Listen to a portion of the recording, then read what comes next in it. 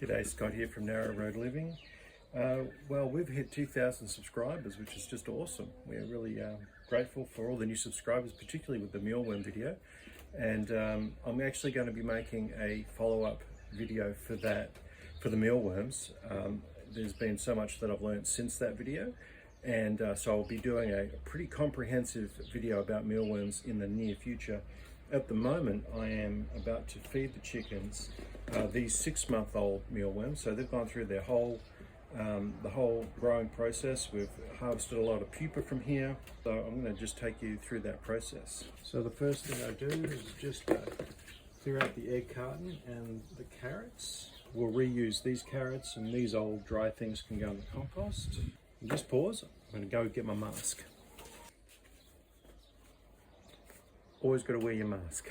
Okay. Now the first thing I do, because there will be pupa in this substrate, so the first thing I do is sift, and I use this thing here. Move the material through it.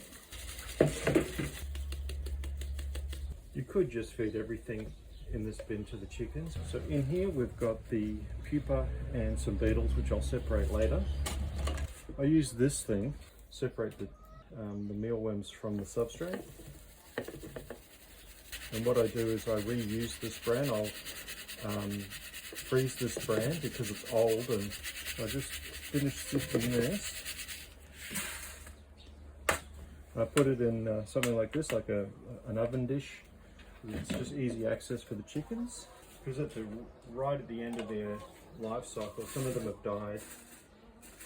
Some of the mealworms have died. I find the chickens don't mind, they eat them anyway. And there's not a lot of mealworms actually, to be honest. In this lot, each bin can be a little different. And I'm actually trying to harvest as much frass and pupa from my mealworm system at the moment. So I'm really holding on to them for as long as possible. You don't actually have to hold on to them as long as I have, and I'll show you all about that in the upcoming video. Well, I was hoping for more mealworms actually to do this demonstration, but not in this case. Let's go feed the chickens. So they absolutely go for them.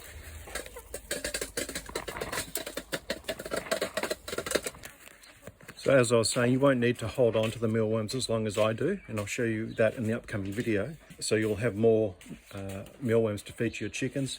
At the same time, you'll be able to get a lot of the pupa and a lot of the frass out of them before feeding them to the chickens. So I'll show you all of that in an upcoming video. Thank you for 2,000 subs, and we'll see you in another video.